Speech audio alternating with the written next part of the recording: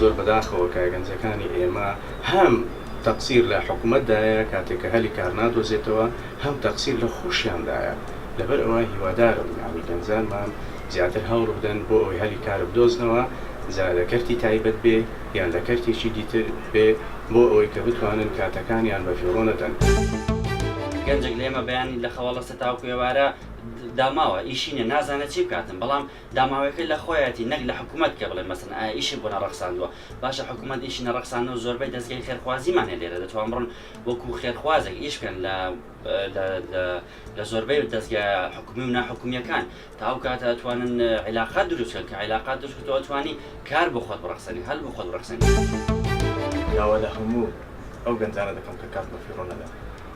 تەمەنی مرۆڤ لەگەڵ کاتە تەمەنی مرۆڤ کاتێ دەڕوا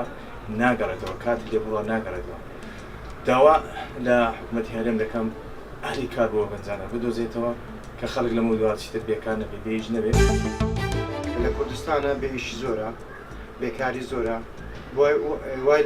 وای لە هاوڵاتیان کرد و وای لە ئینسان کرد و لە کوردستان کاتت نەبێت چونکە مەسەلەن ئێستا ئینتەرنێت ئەکسرێت گەنجەکان بە ئینتەرنێتەوە مەشغولن کەواتە یعنی کاتەکەیان هەمووی بە فیڕۆ داوە.